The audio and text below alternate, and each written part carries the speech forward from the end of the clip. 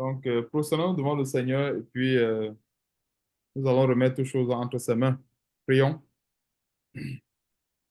Éternel Dieu, nous te bénissons, nous te rendons grâce, Seigneur Dieu, pour cette journée de grâce, de bonté et de paix que tu nous donnes encore une fois de plus, de participer à cette grande moisson. Merci encore, Seigneur Dieu, pour ta lumière qui nous éclaire dans ce monde des ténèbres, pour cette lumière qui jaillit au milieu de nous et qui nous donne la vie et qui nous donne de vivre dans l'abondance de ta parole. Seigneur, donne-nous de vivre dans cette abondance chaque jour et surtout de s'efforcer à mettre cette parole en pratique afin que nos progrès soient évidents. Merci, Seigneur, pour la présence des uns des autres et pour le merveilleux pain que tu as prévu pour nous aujourd'hui. Sois béni, sois glorifié, Éternel, pour toutes choses. Et surtout, c'est dans le nom puissant de notre Seigneur Sauveur Jésus-Christ que nous t'avons ainsi prié. Amen. Amen, amen, gloire à Dieu. Donc, nous allons aller dans l'épître de Paul, l'épître de Paul à Timothée.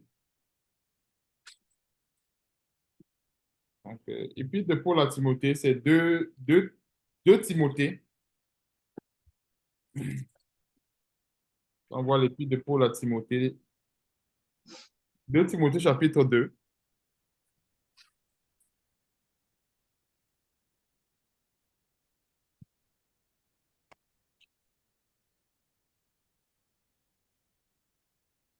2 Timothée, Thessaloniciens. 2 Timothée chapitre 2. Donc, c'est pas seulement l'épître de Paul à Timothée, mais c'est l'épître de Paul à nous-mêmes. Donc, cette parole est pour nous aujourd'hui qui sommes arrivés, qui vivons aujourd'hui dans la grâce. 2 Timothée chapitre 2, verset 1, je lis au nom de notre Seigneur Sauveur Jésus-Christ. Toi, donc mon enfant, fortifie-toi dans la grâce qui est en Jésus-Christ. Et nous avons ce devoir de se fortifier dans cette grâce. Nous tous, nous savons que ce n'est pas facile. Nous vivons des difficultés, des tribulations de la part du Seigneur. Et on a besoin de se fortifier chaque jour dans cette grâce. Et c'est en se fortifiant ainsi qu'on pourra espérer plus loin à la récompense venant du Seigneur. Donc, c'est bien de se fortifier parce que nous sommes appelés à vivre les tribulations à cause de notre foi, bien sûr. Verset 2, est-ce que tu as entendu de moi en présence de beaucoup de témoins? Confie-le à des hommes fidèles qui soient capables de l'enseigner aussi à d'autres. Et c'est l'extension de la mission du Seigneur Jésus-Christ dans Matthieu chapitre 28. Allez et faites de toutes les nations les disciples.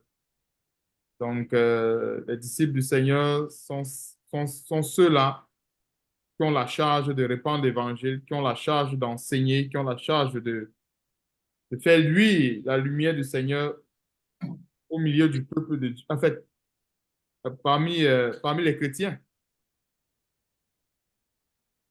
Donc, est-ce que tu as entendu de moi en présence de beaucoup de témoins? Confie-le à des hommes fidèles qui soient capables de l'enseigner aussi à d'autres. Ça montre aussi également que l'apôtre Paul, il avait une vie, en fait, il avait une vie de témoignage de la puissance de Dieu. Donc, nous devons aussi également avoir cette vie de témoignage.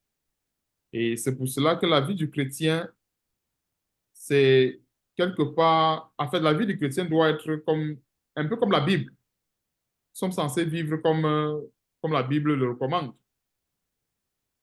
C'est que nous le voyons ainsi. Verset 3. Souffre avec moi comme un bon soldat de Christ. Est-ce que c'est tous les chrétiens qui sont des bons soldats de Christ? Nous savons qu'il y a des mauvais soldats. S'il y a des mauvais soldats dans le monde, ne pensons pas que c'est dans le corps de Christ que c'est différent. Il y a beaucoup d'ailleurs de mauvais soldats de Christ dans le corps de Christ. Il y en a beaucoup. Qu'est-ce qu'on entend par bon soldat? Qu'est-ce qu'on entend par mauvais soldat? Le bon soldat, c'est celui-là qui est fidèle à son maître, qui obéit à son maître, qui est le Seigneur Jésus-Christ, sans raisonner. Et le mauvais soldat, c'est celui qui est indiscipliné. C'est lui qui veut faire sa tête, qui veut toujours raisonner, qui veut toujours prendre des chemins détournés, qui veut toujours contourner la véritable voie. Ça, c'est le mauvais soldat. Celui-là, c'est le mauvais soldat. Il n'est pas de soldat qui s'embarrasse des affaires de la vie s'il veut plaire à celui qui l'a enrôlé. Et l'athlète n'est pas couronné s'il n'a pas combattu suivant les règles. Ce sont les exhortations qui aiguisent notre bon sens. Quand je parle d'aiguiser notre bon sens, c'est parce qu'il y a certains chrétiens du moins, qui pensent que la vie éternelle est forcément une garantie chez eux et qui n'ont même plus besoin de combattre le bon combat de la foi. C'est pour ça que l'apôtre Paul mentionne ce détail au verset 5. L'athlète n'est pas couronné s'il n'a pas combattu suivant les règles. Il y a des chrétiens qui pensent qu'il faut simplement participer au combat pour avoir la couronne. Non, il ne faut pas participer au combat pour avoir la couronne. La preuve en est que dans les compétitions que nous voyons, ceux qui participent au combat et qui font fi des règles, ils sont disqualifiés. Alors, il ne suffit pas de participer au combat, mais il faut également suivre les règles. Alors, si nous sommes assemblés au nom du Seigneur, c'est parce que nous voulons suivre les règles que le Seigneur nous donne de suivre afin de pouvoir bénéficier plus tard de la couronne de vie. Parce que quand le Seigneur donne les règles, il nous donne la parole à mettre en pratique, c'est parce que plus tard, il nous réserve la couronne. Donc, il y a des chrétiens qui peuvent penser que non, il faut tout simplement combattre pour avoir part à cette couronne plus tard. Non, il ne faut pas combattre tout simplement, mais il faut combattre selon les règles. Donc, il y a une bonne différence entre combattre et combattre, bien sûr, selon les règles, ou bien en suivant les règles. Verset 6, il faut que le laboureur travaille avant de recueillir les fruits. Je disais tantôt que ce sont les exhortations pour aiguiser notre bon sens dans le Seigneur, bien sûr. Comprends ce que je dis, car le Seigneur te donnera l'intelligence en toutes choses. Amen. C'est le Seigneur qui nous donne l'intelligence en toutes choses via la puissance de l'Esprit Saint. Souviens-toi de Jésus-Christ, issu de la postérité de David, ressuscité des morts selon mon évangile. Le verset 8 nous donne un très grand détail en ce qui concerne le modèle à suivre. Il dit ça pourquoi? Parce que euh, la plupart des soi-disant pasteurs aujourd'hui aiment beaucoup prendre des modèles dans la Bible. En fait, ils prennent très souvent beaucoup de modèles. On ne dit pas qu'on ne peut pas prendre, par exemple, Moïse comme modèle dans certains points, ou bien qu'on ne peut pas prendre, par exemple, les prophètes qui ont marché dans l'Ancienne Alliance. Ils sont en train de dire, mais on va remarquer que la plupart, la plupart des prédications aujourd'hui, si on regarde bien, la plupart des prédications aujourd'hui tournent autour des autres prophètes, en fait, de ceux qui ont annoncé la voix du Seigneur, c'est-à-dire Élie, Élisée, Moïse, et pourtant Jésus-Christ, c'est le parfait, en fait c'est le modèle, euh, en fait, c'est le meilleur modèle qu'on a imité. Mais comme je disais tantôt, ça ne veut pas dire que, par exemple, on ne peut pas prendre Job, entre guillemets, comme exemple, si on est tribulé, si nous vivons l'injustice. Mais si on regarde bien l'histoire de Job, Job n'a pas été euh, si intègre que ça jusqu'à la fin. Job a eu des petits manquements et c'est Dieu qui nous révèle cela plus tard. Mais qu'est-ce qui a fait la force de Job cependant? C'est que quand Dieu l'exposait, il est resté comme un petit enfant. Il a fermé sa bouche. Est-ce que nous voyons un peu le détail? Et c'est ça, en fait, qui a fait la force de Job. C'est qu'en fait, euh, quand on n'a pas raison, en fait, devant le Seigneur, on ne peut pas avoir raison. Si le Seigneur nous reprend, on ne peut même pas d'abord avoir raison. Il dit ça pourquoi? Parce que le Seigneur, c'est lui le socle de la connaissance. Donc, s'il nous reprend, c'est parce qu'il a raison, à coup sûr. Et Job l'a si bien compris. Quand Dieu a commencé à reprendre Job, à un moment donné, Job ne pouvait plus contester avec le Seigneur. Il a seulement mis la main à la bouche.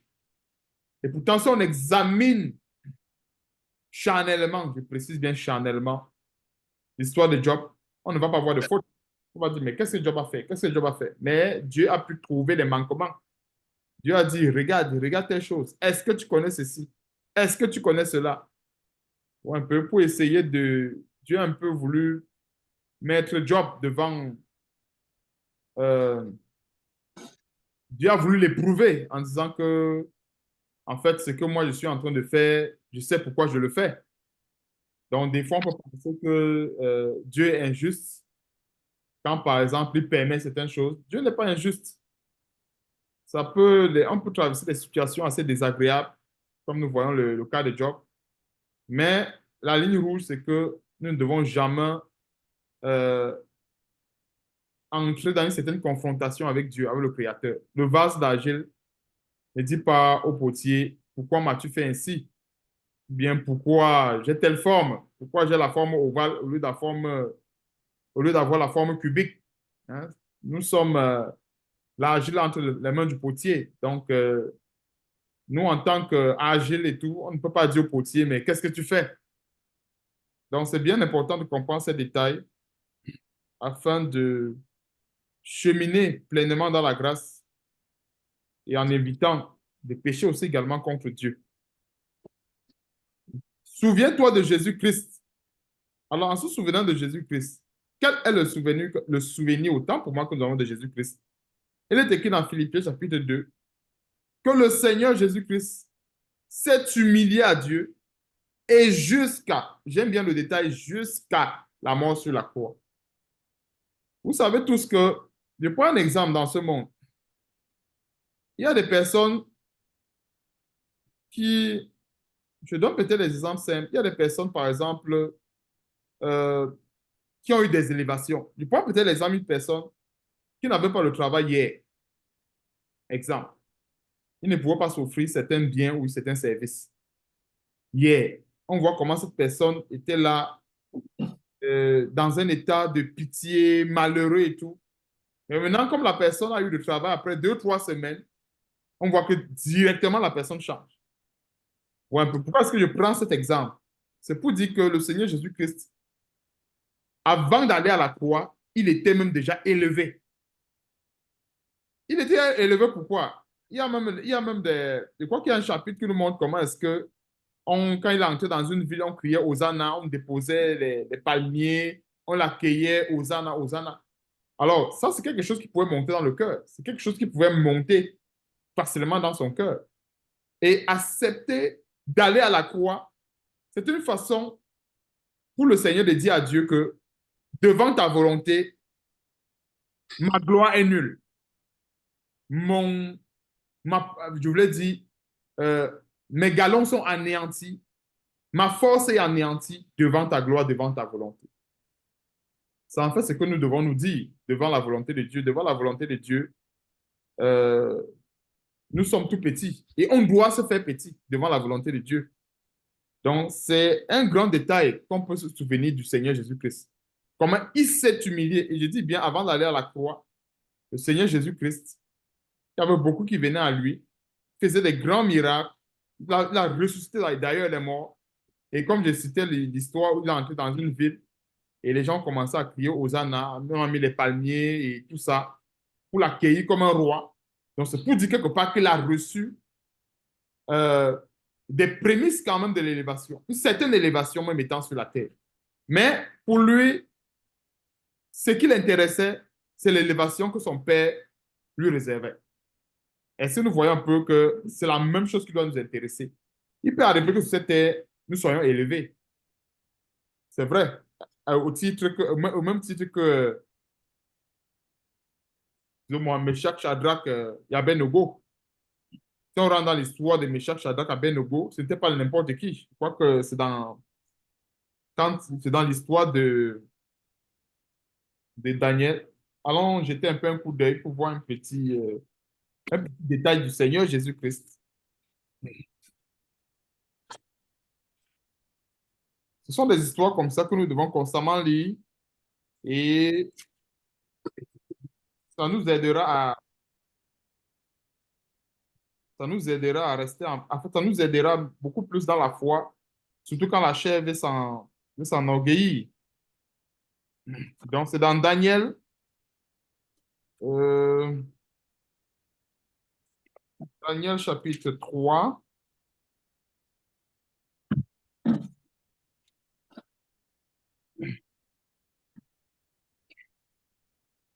Daniel chapitre 3. Allons-y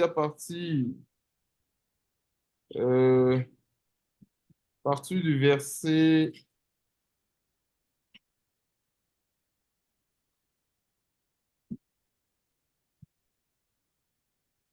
Daniel chapitre 3.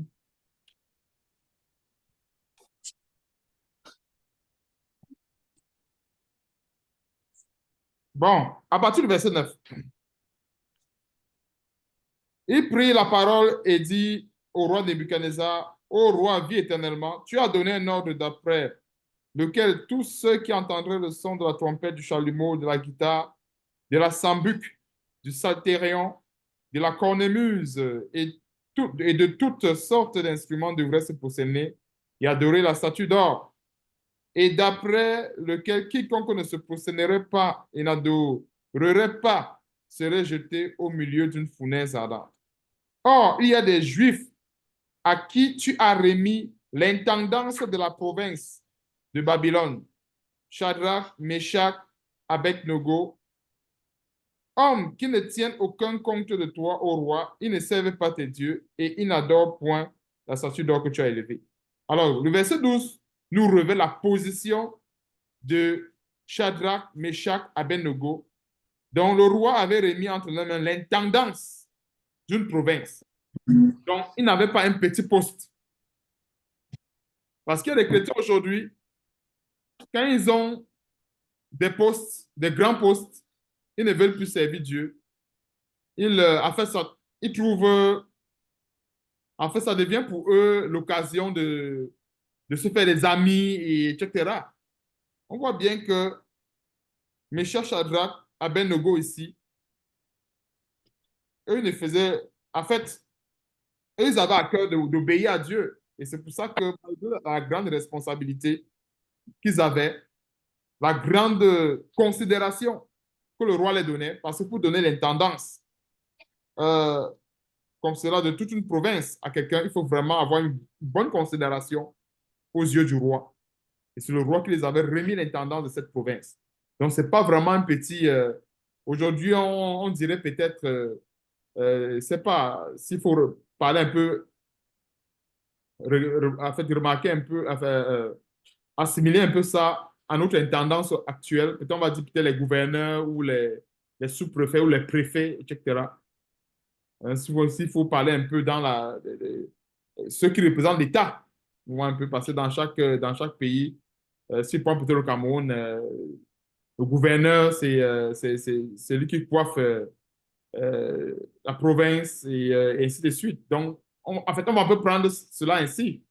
Mais malgré cela, avec ce grand poste, eh bien, avec cette intendance dont, je voulais dire, avec cette grande responsabilité qu'ils avaient de la part du roi, ils n'ont pas, ils n'ont pas fléchi les genoux devant Baal, ils n'ont pas fléchi les genoux devant le Dieu ou les dieux du roi de Babylone. C'est ce qu'il faut retenir quand la Bible demande de se souvenir de Jésus-Christ. C'est parce que le Seigneur Jésus-Christ, quelque part, malgré ce grand nom qu'il avait, parce que n'oublions pas ceci, au nom de Jésus-Christ, même sur la terre, les démons sortaient. Donc le Seigneur pouvait s'enorgueillir à un moment donné, parce que la plupart des chrétiens, s'ils avaient ce grand nom aujourd'hui, ben, il y a bon nombre de chrétiens ne seraient même pas là à la croix. Je ne sais même pas si c'était si nous on était à la place du Seigneur, je ne sais pas si on serait allé à la croix. Je ne sais pas. Ça dit que c'est vraiment point d'interrogation. Pourquoi est-ce que je dis ça? C'est parce que euh, un grand Seigneur, un grand Sauveur qui avait une telle autorité, et le Seigneur a chassé quasiment tous les esprits impurs et tous les démons. Et les gens venaient de tous les contrées pour voir le Seigneur. Et tout le monde qui arrivait recevait une guérison, bien sûr selon sa foi. Donc c'est pour dire que le Seigneur Jésus-Christ a balayé tout cela d'un revers de la main devant la volonté de Dieu. C'est ça en fait qu'il faut imiter dans le Seigneur. Mépriser la position que nous avons au profit de la gloire de Dieu, au profit de la volonté de Dieu. Donc devant la volonté de Dieu, notre statut ou bien nos positions ou bien nos postes, ça n'a plus de valeur. Ouais, un peu, c'est en quelque sorte cela. C'est pour dire que Dieu d'abord avant tout. Donc en se souvenant du Seigneur Jésus-Christ, on se souvient du fait que la Bible dit ceci, tu aimeras le Seigneur ton Dieu de tout ton cœur, de toute ta force et de toute ta pensée. Et nous sommes tous d'accord que ce n'est pas évident de mettre en pratique ce commandement dans ce monde. Ce n'est pas évident. Voyez un peu, c'est pas évident parce que des fois, c'est pour ça que nous devons beaucoup nous faire violence. Nous devons beaucoup nous faire violence pour que ce commandement continue à avoir tout son sens dans nos vies. Et parce que des fois, le travail cherche toujours à prendre une grande proportion de cette gloire qui doit revenir à Dieu. C'est pour ça que nous devons user de beaucoup de sagesse dans tout ce que nous faisons afin que Dieu ou la place de Dieu ne soit pas lésée ou bien la place de Dieu ne soit pas négligée. Bon, verset 9. Pour lequel je souffre jusqu'à être lié comme un malfaiteur, mais la parole de Dieu n'est pas liée. Et c'est pourquoi je supporte tout à cause des élus, afin qu'eux aussi obtiennent le salut qui en Jésus-Christ avait la gloire éternelle. Cette parole est certaine. Et à chaque fois que le Seigneur, par l'entremise de son serviteur, rappelle ceci, que cette parole est certaine, c'est pour dire que avec cette parole, il n'y a pas de porte de sortie. C'est-à-dire, il n'y a pas de mais, il n'y a pas de raisonnement. Quand la parole est certaine, c'est pour dire que ici, que le chrétien, par exemple, il n'y a pas un chrétien qui va dire non, mais, il n'y a pas de mais ici. La Bible dit la parole est certaine. Ça veut dire que soit c'est ça, soit ce n'est pas ça. C'est ça la certitude. Et la certitude veut aussi également dire que peu importe ce qu'on peut traverser, peu importe la situation, peu importe le fardeau que nous traversons, nous devons nous rassurer que la parole, que le verset 11, si, nous devons nous rassurer autant pour moi que nous mettons en pratique cette parole. Donc, voici la parole, voici le verset. Cette parole est certaine. Si nous sommes morts, et pourquoi le conditionnel? Parce il y a beaucoup de chrétiens qui ne sont pas encore morts. S'il y a si, c'est parce qu'il y a d'autres qui ne sont pas encore morts. Donc le si là, ce n'est pas quelque chose, ce n'est pas un hasard. Alors, si nous sommes morts avec lui, nous vivrons aussi avec lui. Donc nous devons faire l'effort de mourir. C'est un très grand paradoxe, mais ça a tout son sens dans le Seigneur. Faire l'effort de mourir. Parce qu'en vérité, une personne qui est déjà morte n'a plus peur de la mort. On avait l'habitude de dire au Cameroun, est-ce un cadavre a encore peur de la mort? Quelqu'un qui est déjà mort, c'est le cadavre. Ça veut dire que même si c'est le camion qui monte sur le cadavre est déjà mort. Même si c'est la bombe qu'on jette, même si on bombarde le cadavre, il n'y a plus de vie dans le cadavre. C'est le même principe que nous devons aussi également adopter avec le Seigneur Jésus-Christ, avec la foi en Christ. Et qu'est-ce qui fait, en fait, qu'est-ce qui peut nous empêcher de bénéficier amplement de la grâce de Dieu? Nous savons tous, c'est si on ne meurt pas. Parce qu'en général, si nous restons sensibles à certaines situations, ça peut nous conduire à la mort spirituelle. C'est pour ça qu'il faut mourir selon la chair pour vivre selon l'esprit. Je vais répéter ceci. Donc, en résumé, il faut mourir selon la chair pour vivre selon l'esprit. Et ce n'est pas toujours évident parce que cette chair-là, c'est la partie la plus vivante de notre être. Elle est vivante. Mais nous devons faire l'effort de crucifier la chair afin de vivre selon l'esprit. Alors, verset 12. Si nous persévérons, nous régnerons aussi avec lui. Si nous le régnons, lui aussi nous régnera. Il n'y a pas. Le verset 12 est très intéressant. Si nous le régnons,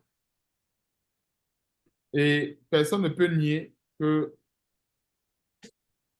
des fois, on a souvent régné le Seigneur Jésus-Christ. Et beaucoup de chrétiens, même aujourd'hui, le règnent encore. Ils vont arriver dans des situations où il faut affirmer sa foi, il faut accepter l'épreuve.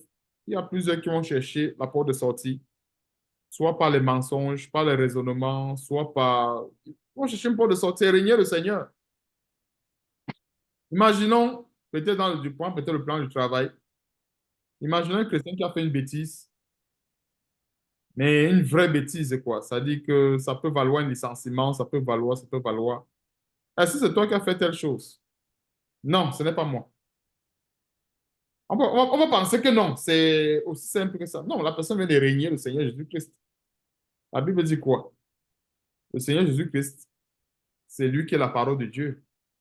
Alors, si la parole de Dieu, qui est Jésus-Christ, nous recommande de ne point mentir et qu'on ment, c'est pour dire qu'en fait, nous venons de régner le Seigneur. Est-ce que nous voyons un peu la suite logique? Comment est-ce qu'on peut régner le Seigneur dans des choses aussi simples? Qui a fait telle chose? Non, ce n'est pas moi qui a fait.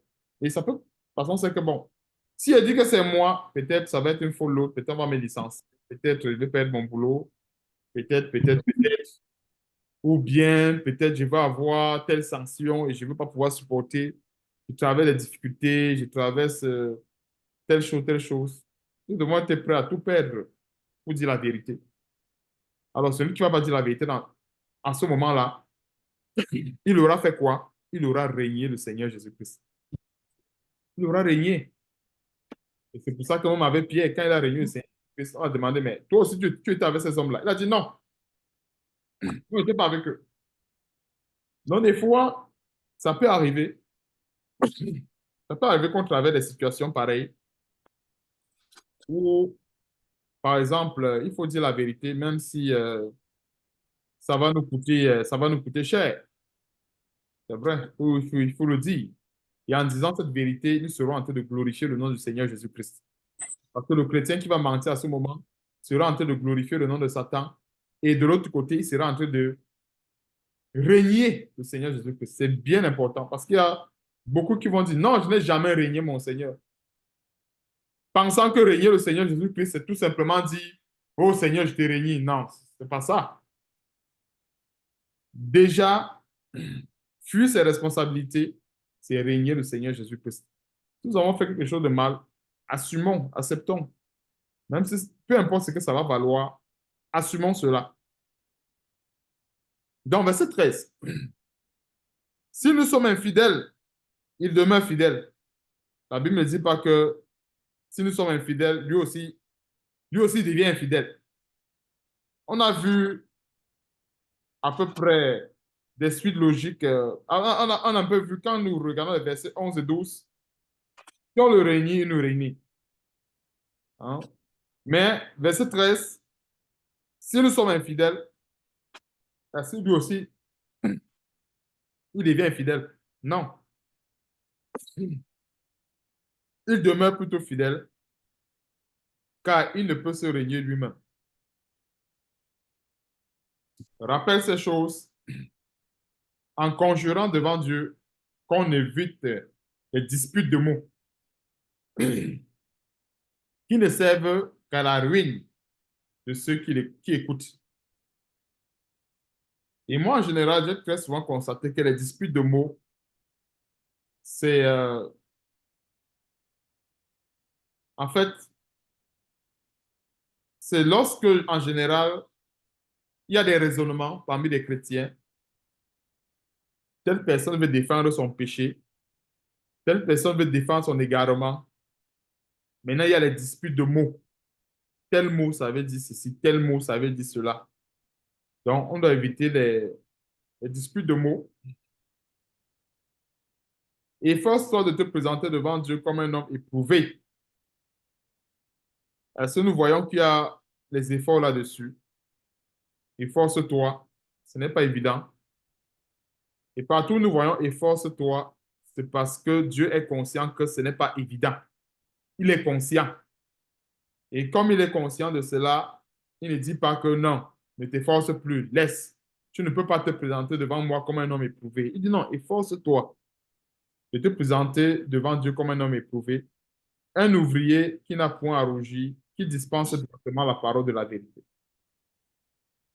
Le verset 16, nous devons beaucoup mettre ce verset en pratique. Pourquoi? Parce que des fois, il peut arriver des fois que nous soyons dans des situations où euh, beaucoup plus avec des faux chrétiens. Généralement, on arrive dans ces situations avec des faux chrétiens parce que c'est souvent des discours qui n'ont pas de sens autour de la dîme, autour, autour de la dîme, autour de... Je prends généralement la dîme. Euh, il y a aussi également le sujet sur le voile. Ouais, un peu. Ça amène beaucoup ça amène beaucoup de discours vains et profanes. Ouais, un peu. Il y a beaucoup de sujets comme ça dans le corps de Christ.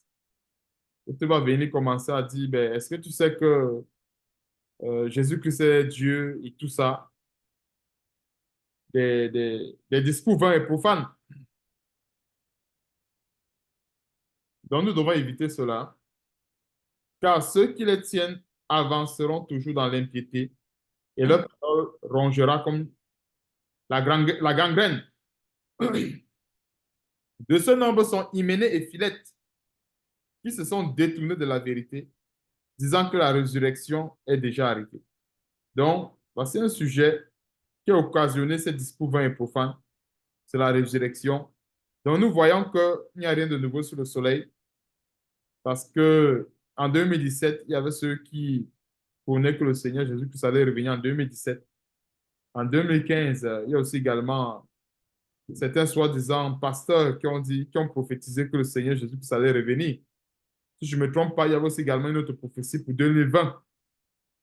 Un peu, toutes ces années étant passées, ils sont encore en train de refaire les calculs. Mais généralement, comme Dieu connaît confondre les hommes, et la plupart de ces gens qui calculent, n'étant pas dans la bonne base, ils vont toujours se tromper. Dieu qui est le super mathématicien qui puisse exister, il les a placés dans un domaine où ils ne vont jamais se retrouver. Et je vais vous donner le domaine un peu. La Bible dit, devant le Seigneur, un jour est comme 1000 ans, 1000 ans est comme un jour. Ça veut dire quoi? S'il faut rentrer dans un champ d'hypothèses sur le fait que le Seigneur Jésus doit arriver, alors il faut tenir compte de toutes ces hypothèses-là. C'est-à-dire que je prends la première hypothèse, un jour est comme 1000 ans. Je fais mes calculs avec.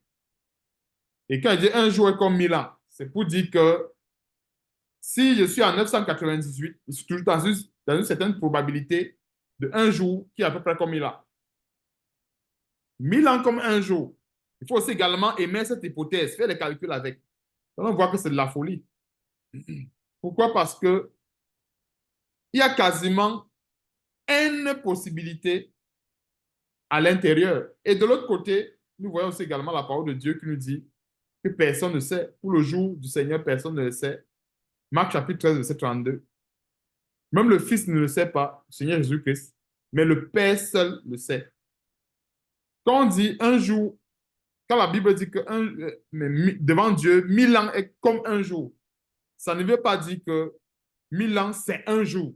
C'est comme, ça veut dire que ça dépend de Dieu, ça dépend de plusieurs facteurs que Dieu seul connaît. Donc, c'est pour ça que je disais tantôt que ce sont des domaines qui appartiennent, c'est un domaine qui appartient purement à Dieu. Parce qu'on ne peut pas faire des calculs et on n'a pas de base. Et la base n'est même pas fiable. Ce sera à la limite de la folie. Parce que pour faire un calcul, il faut avoir une bonne base. Il faut avoir un champ bien délimité. Or, pour la venue du Seigneur, le champ n'est pas délimité. Dieu a laissé ça comme ça. Parce qu'il sait que la plupart des hommes, si Dieu n'avait pas Dieu n'avait pas ouvert cela ainsi, la plupart des hommes allaient bien s'exercer là-dessus, à calculer. Si Dieu avait dit, OK, ça va ressembler à tel élément, et voilà, voilà, il donnait tous les détails. Les hommes allaient calculer et savoir que non, le Seigneur Jésus-Christ peut revenir d'ici 2030. Donc, ça veut dire que il commençait à jouer avec la parole de Dieu. Parce que, nous, parce que la Bible est claire. Admettons quelqu'un, par exemple, qui vit dans son péché et que le Seigneur Jésus-Christ n'est pas encore revenu. Admettons, admettons qu'il doit revenir en 2030. Admettons.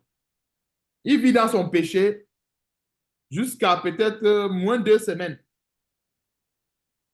Je donne ça une hypothèse comme ça. Moins de 2 semaines, il abandonne tout, il rentre dans une vie de chasteté. Il peut peut-être avoir une probabilité d'être sauvé. Peut-être. Vous voyez un peu pourquoi? Parce que ce que le Seigneur regarde en général, c'est que si quelqu'un a péché, peu importe ce qu'il a fait, et s'il se repent sincèrement, vous voyez un peu, le Seigneur va l'accueillir. Mais sauf que il y a aussi également une autre, j'appellerais, j'appelle ceci une probabilité très incertaine avec celui qui pêche délibérément ou bien volontairement, comme le dit Hébreu chapitre 10, verset 26. Quelqu'un peut dire que je vais pécher volontairement et puis c'est la mort. Hein? Et puis c'est la mort. Donc, euh, ce sont des cas qui peuvent, entre guillemets, peut-être marcher avec ceux qui ne sont pas encore en Christ. Ça veut dire, imaginons telle personne qui ne veut pas encore s'engager dans le Seigneur, il s'est dit, OK, on a toujours dit que le Seigneur va revenir, donc, mais je crois que, bon, je vais encore mener ma vie de débauche, peut-être durant 5 ans, durant 10 ans, sachant qu'il va venir à telle période. Donc, ça se pourrait que cette personne mène cette vie de débauche peut-être jusque-là, mais ça se pourrait aussi également que non, qu'elle meure dans la débauche. Bon, bref, Dieu connaît les pensées des hommes. Il a bien voulu que cela ne soit pas, que l'homme ne puisse pas connaître cela. Il a bien voulu que l'homme ne puisse pas connaître cela. Verset 17, de ce nombre sont Hyménée et Philette, qui se sont détournés de la vérité, disant que la résurrection est déjà arrivée. Ça qui a permis d'ouvrir cette parenthèse. Et qui renverse la foi de quelques-uns. Et c'est vrai, ça renverse la foi. Pourquoi? Parce que venir dire que le Seigneur Jésus-Christ va venir en telle année, telle période, c'est venir renverser la foi de plusieurs. Parce que la Bible nous dit dans Marc chapitre 13, verset 32, que personne ne connaît le jour. Personne. Même le Fils ne connaît pas le jour. Un soi-disant pasteur vient dire qu'il connaît le jour du Seigneur, ça veut dire qu'il y a un problème. C'est même un blasphème à la limite. Comment il peut connaître le jour et pourtant la Bible dit que personne ne connaît le jour? Personne. Maintenant, il commence à raisonner. D'autres vont dire non. Il est écrit, personne. Commence à jouer avec les mots. Il est écrit, personne ne connaît le jour, mais on peut connaître la saison. J'ai très souvent entendu ça. Ils sont forts dans. On ne peut pas connaître le jour, mais on peut connaître un peu la saison. On peut connaître l'année, le mois, mais pas le jour. Donc, pour dire que d'autres vont commencer à dire maintenant, je donne un exemple, euh, avril 2026, par exemple. Mais ils ne donnent pas le jour. Sachant que même si ça arrive le 10 avril, ils vont dire, ah, la prophétie a marché. Si ça arrive le 1er avril, ah, la prophétie a marché. Si ça arrive le 30 avril, ah, la prophétie a marché. Notre Dieu, c'est un Dieu de précision. S'il a dit que personne ne connaît le jour, ça veut dire qu'il connaît tous les détails. Une seule chose qu'on peut remarquer avec Dieu, c'est que notre Dieu, c'est l'extrême précision. Dieu ne peut pas dire, OK, je vais venir à tel mois. Et regardons comment est-ce que les événements étaient décrits dans la Bible. On donnait même souvent le jour, le 4e mois, la 5e année. On donnait même souvent l'heure. Parce que Dieu, il est précis. Alors, s'il n'a pas voulu donner de précision là-dessus, c'est parce que ça ne nous sert à rien. Celui qui attend, celui qui veut voir le jour du Seigneur, qui se sanctifie. Aussi simple que ça. Il n'y a pas, il n'y a rien à faire. Si quelqu'un veut voir le jour du Seigneur, qu'est-ce qu'il doit faire? Se sanctifier, se purifier. C'est la seule chose à faire. Il n'y a pas autre chose à faire. Les calculs, etc., c'est tout simplement perdre le temps. Verset 19. Néanmoins, le solide fondement de Dieu reste debout. Malgré toutes ces hérésies, malgré toute la panoplie des faux pasteurs avec les fausses doctrines, la Bible dit ceci. Néanmoins, le solide fondement de Dieu reste debout avec ces paroles qui lui servent de sceau. Donc, tout ce que nous sommes en train de dire, tout ce que nous sommes en train de voir aujourd'hui, ce sont les paroles de Dieu. C'est la parole de Dieu autant pour moi. Et ça sert de sceau. Le Seigneur connaît ceux qui lui appartiennent et quiconque prononce le nom du Seigneur, qu'il s'éloigne de l'iniquité. Dans une grande maison, il n'y a pas seulement des vases d'or et d'argent, mais il y en a aussi de bois et de terre. Les uns sont des vases d'honneur, les autres sont d'un usage vil. Si donc quelqu'un se conserve pur en s'abstenant de ces choses, il sera un vase d'honneur, sanctifié, utile à son maître, propre à toute bonne œuvre. Alors l'allégorie de ces vases que nous voyons, qu'on a vu plus haut, les vases de bois, vases de terre, je crois qu'on avait vu ça dans un enseignement, le vase de bois qui flotte sur l'eau, et le vase de terre qui est l'image du faux chrétien qui descend, qui est noyé dans les tribulations. Et les, euh, les vases d'honneur, ça veut dire que ces vases-là que Dieu utilise pour honorer sa parole. Si donc quelqu'un se conserve plus en s'abstenant de ces choses, il sera un vase d'honneur sanctifié, utile à son maître, propre à toute bonne œuvre. Fuis les passions de la jeunesse. Et si l'apôtre Paul a recommandé cela à Timothée, parce que Timothée, il était jeune et c'est tout à fait normal. Et on ne peut pas suivre le Seigneur Jésus-Christ avec les idoles. Et je me rappelle quand on était encore, je me rappelle quand j'étais encore en fait, dans le monde, avec les passions de football et les passions du basketball et tout ça, les passions de ci. On était vraiment passionnés, surtout pour le football. Quand il y avait un match qui se jouait, c'était le cœur battait terriblement. Et pour ceux qui ont été passionnés par ces choses, ils doivent mieux comprendre ce que je suis en train de dire. Dit le cœur battait terriblement. Des jours comme ça, quand vous avez perdu, bien quand le match s'est mal passé, même le sommeil ne vient pas. Ou un peu, même le sommeil ne vient pas. Tu pars te coucher, le sommeil ne vient pas.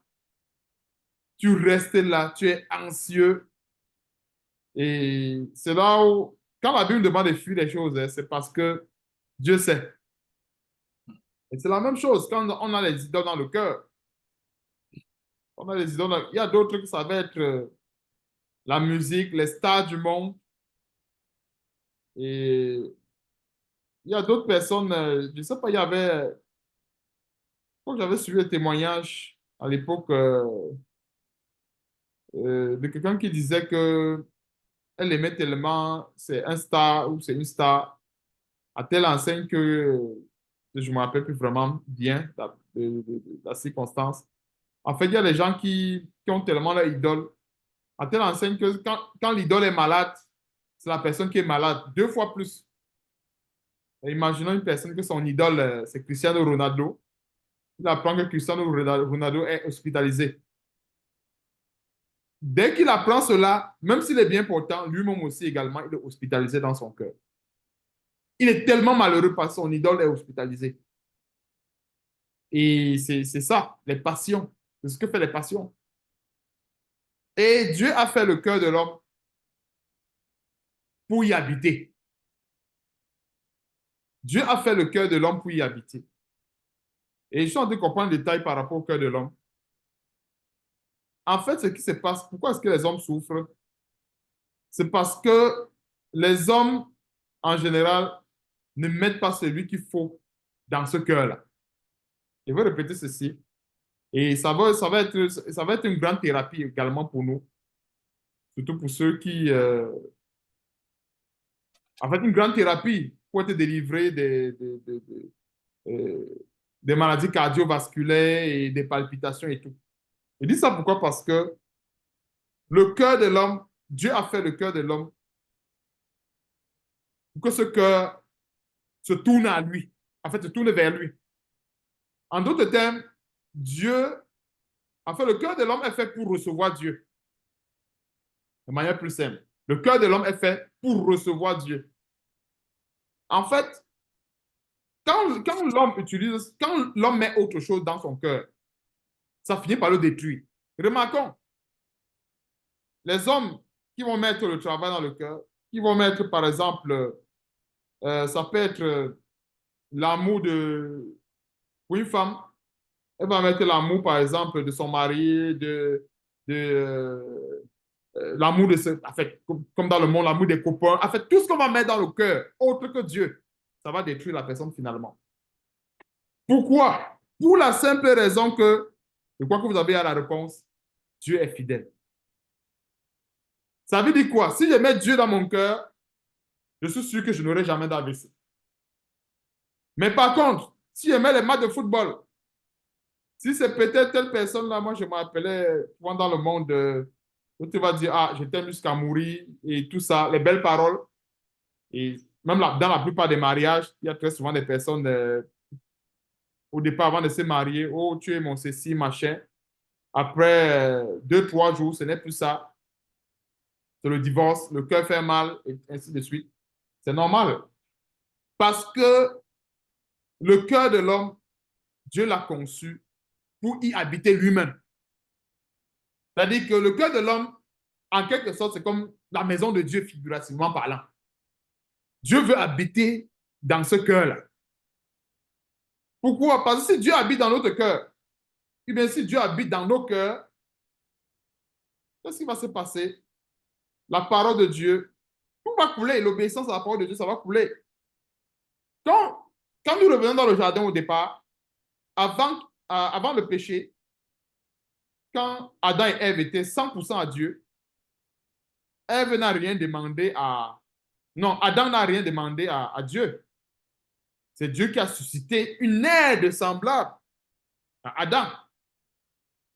Est-ce que nous voyons un peu? Voici un grand détail pour montrer un peu quand Dieu est dans le cœur à 100%. C'est lui qui travaille. Dieu peut dire, OK, mon fils a besoin de telle chose. OK, je vais faire en telle sorte que voilà, voilà, voilà, il va l'avoir. Ainsi de suite. Mais s'il y a autre chose dans le cœur, là, c'est la mort assurée. Parce que les hommes, en fait, euh, le cœur n'est pas fait pour abriter les hommes. Le cœur de l'homme est fait pour que Dieu y habite. Dieu, normalement, doit habiter dans le cœur de l'homme. Et maintenant, les gens, en faisant le contraire, ça donne tout ce que nous savons. On voit une personne qui est couchée à l'hôpital. C'est quoi vraiment telle personne m'a déçu? Je lui ai confié toute ma fortune. Voilà. Je suis arrivé, j'ai trouvé que il a vendu tous nos biens. Elle a tout vendu. Elle est partie en aventure. Voilà la personne qui est à l'hôpital en salle de réanimation.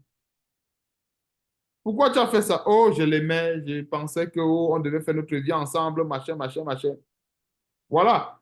Donc, la personne a pris soit la femme, soit l'homme, mettre à la place du cœur, alors que c'est Dieu qui devait y être. Si Dieu était à cette place-là, elle ne devait pas se retrouver à l'hôpital. Et c'est très souvent ça le problème. La plupart des hommes souffrent à cause de ça. Parce que si dans le cœur de l'homme, si Dieu se trouvait dans le cœur de tout homme, non, c'est qu'on devait être en santé. Parce que la maladie devait venir comment? Puisque Dieu est là. Dieu est là. Mais maintenant, si c'est l'argent qui est là, le matériel qui est là, c'est autre chose qui est dans le cœur, sois-en sûr que ça va être la maladie, l'AVC, à coup sûr. Donc, nous devons faire l'effort pour que Dieu habite dans nos cœurs. Nous devons faire l'effort. Parce que Dieu qui habite dans nos cœurs, qu'est-ce qu'il vient faire? Il vient guérir le cœur. Est-ce que nous voyons un peu? Il vient guérir le cœur. Il y a des gens qui vont dire, il y a des gens très souvent, on va dire, ah, il a les problèmes de cœur. Un chrétien n'est pas censé normalement avoir les problèmes de cœur. Il n'est pas censé, puisque Dieu, là, qui a créé l'être humain, là, s'il habite dans ce cœur-là, la Bible dit quoi? Dans Jean chapitre 11, Jésus-Christ dit que je suis la résurrection et la vie. Donc, Dieu qui habite dans nos cœurs, c'est la vie qui habite dans nos cœurs. C'est clair. Alors, la vie ne peut pas habiter en nous et on est malade. En général, nous sommes très souvent malades parce que Dieu n'habite pas pleinement dans le cœur. Je précise bien pleinement parce que nous devons faire l'effort pour avoir ce niveau de la plénitude là. Et c'est à ce niveau, généralement, que tous les ténèbres sont dissipées. Parce que s'il y en a un peu de Dieu, un peu de ténèbres, un peu de Dieu, un peu de ténèbres, ça peut donner de temps en temps de petites maladies. Parce que nous voyons un peu, ça peut donner de temps en temps de petites maladies. On va aller dans un grand verset, c'est dans Éphésiens, pour qu'on comprenne, je ne me trompe pas, ça doit être Éphésiens chapitre 3, verset 17. Dans, à partir du verset 16, c'est pour qu'on comprenne le détail que je disais tantôt, Dieu qui doit habiter dans le cœur. Que le cœur de l'homme, Dieu l'a fait comme sa maison. En fait, le cœur de l'homme, c'est figurativement parlant la maison de Dieu. Donc, si nous mettons le football dedans, nous mettons les passions de la jeunesse dedans, la musique du monde dedans, nous mettons les stars du monde dans ce cœur-là, c'est la maladie à coup sûr. Donc, Éphésiens chapitre 3, à partir du verset 16, afin qu'il vous donne, selon la richesse de sa gloire, d'être puissamment fortifié par son esprit dans l'homme intérieur. Verset 17, en sorte que Christ habite où? Dans vos cœurs. Que nous voyons là où Dieu doit habiter. En sorte que Christ habite dans vos cœurs par la foi, afin qu'étant enraciné et fondé dans l'amour, vous puissiez comprendre avec tous les saints quelle est la largeur, la longueur, la profondeur, la hauteur, et connaître l'amour de Christ qui surpasse toute connaissance, en sorte que vous soyez remplis jusqu'à la plénitude de Dieu. C'est ce que je parlais tantôt. Jusqu'à ce que vous soyez remplis jusqu'à la plénitude de Dieu. Donc, voici un complément qu'on peut prendre dans Éphésiens chapitre 3 à partir du verset 17 jusqu'à 19 pour mieux, en fait, on peut prendre ces versets pour mieux comprendre encore ce grand détail en ce qui concerne les passions. Donc, j'ai ouvert cette parenthèse pour voir comment est-ce que, pour qu'on comprenne ensemble que les passions sont néfastes. Les passions sont néfastes pour le chrétien. Parce que les passions de la jeunesse, là, c'est où? C'est dans le cœur. On pense que c'est où? C'est dans le cœur qu'il y a ces passions. Ce n'est pas ailleurs, c'est dans le cœur. Or, on en vient de voir dans Éphésiens chapitre 3 que Christ doit normalement habiter où? Dans nos cœurs. Donc, quand l'apôtre Paul recommande à Timothée, puis les passions de la jeunesse, c'est pour dire, mais tu ne peux pas, Christ ne peut pas habiter pleinement dans ton cœur s'il y a les passions de la jeunesse. Il ne peut pas. La lumière et les ténèbres ne cohabitent pas. Donc, s'il y a les passions de la jeunesse, le Seigneur va tout simplement partir. Parce que des fois, nous voulons vivre la puissance de Dieu. Alors, pour vivre cette puissance, qu'est-ce que nous devons faire? Enlever tout ce qui peut nous empêcher ou tout ce qui peut nuire à la présence de Dieu dans nos vies. Donc, c'est ça le verset 22. Fuis les passions de la jeunesse et recherche la justice. Et regardons un peu la suite. Ça va vous éclairer sur un grand détail. En général, la nature a horreur du vide. On ne peut pas fuir les passions de la jeunesse et rester dans le vide. Donc, fuis les passions de la jeunesse et recherche la justice. Pourquoi le et? C'est parce que quand un démon est sorti du corps, je crois que c'est dans Luc, quand un esprit impur est sorti du corps, parce que cette passion-là, ce sont les démons, hein? Cette passion de la jeunesse sont les démons, sont les esprits impurs. Donc, si on chasse cela dans nos vies et qu'il n'y a rien pour combler ce cœur-là, ils vont revenir. Puisque, en fait, qu'est-ce qui va se passer? Il va sortir, aller dans les lieux arides, ne trouvant pas le point de repos. S'il revient, il trouve la maison. Ah, il n'y a rien. La maison est toujours là, propre, balayée, ornée. Il va revenir. Donc, fuir les passions de la jeunesse, le verset ne s'arrête pas là, mais cependant, il faut remplir ce cœur.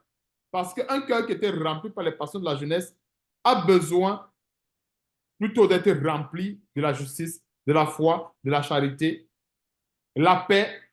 Et il y a un grand détail au verset 22. Avec ceux qui invoquent le Seigneur d'un cœur pur. C'est bien important la suite. Je dis ça pourquoi? Parce que il y a plusieurs chrétiens aujourd'hui qui sont des chrétiens très souvent écuméniques, écuménisés. Ils aiment bien rechercher ces choses n'importe où, n'importe comment. Il y a la plupart des chrétiens qui aiment fouiller les poubelles. Ils vont dire, ah non, je recherche la charité, je recherche la foi, je recherche la justice. Avec ceux, l'apôtre Paul pouvait dire, recherche la justice, la foi, la charité, la paix. Point. Mais s'il a précisé avec ceux qui invoquent le Seigneur d'un cœur pur, c'est parce que nous devons nous méfier cependant de la corruption. Nous devons nous méfier de la séduction. Nous pensons que la vérité, là, Satan ne la connaît pas. Satan la connaît.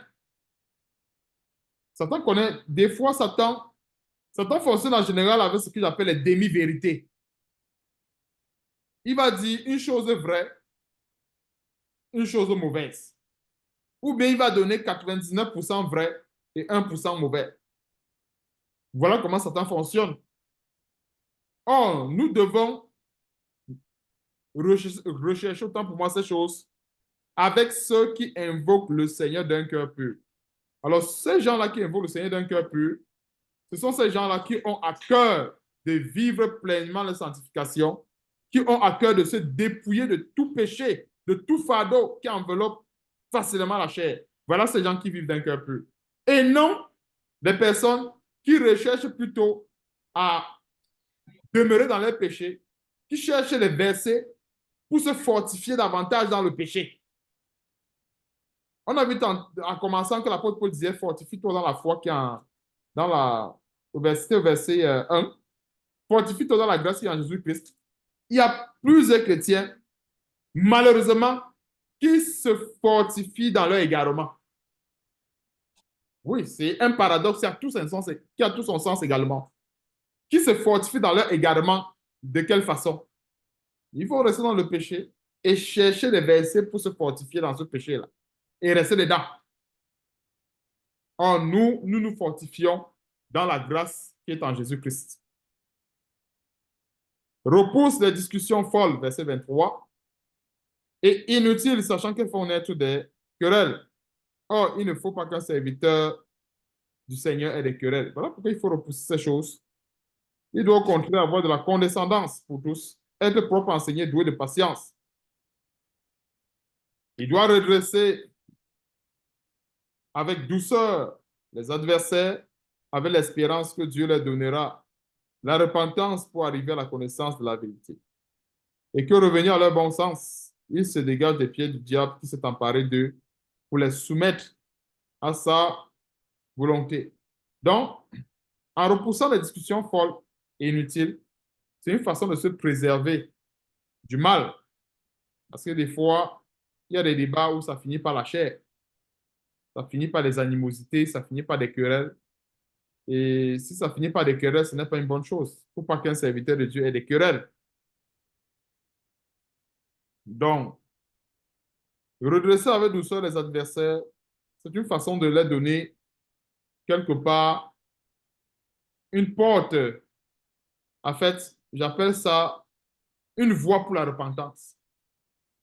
Parce que la connaissance que nous avons aujourd'hui, on ne l'avait pas hier. Du moment où on était quelque part égaré, hein, on était égaré dans les fausses doctrines et Dieu nous a éclairés. Voilà pourquoi est-ce que nous devons nous souvenir de cela en redressant avec douceur les adversaires. Mais il y a deux formes d'adversaires ici. Il y a ce que j'appelle les mauvais adversaires et les bons adversaires.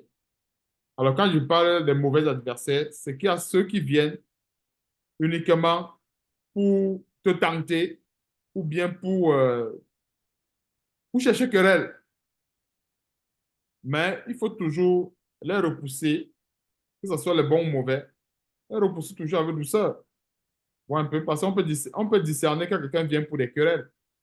On peut discerner. Et quand quelqu'un vient normalement avec un sujet qu'il a besoin de l'éclairage, qu'il a besoin de la lumière, on peut aussi également le savoir.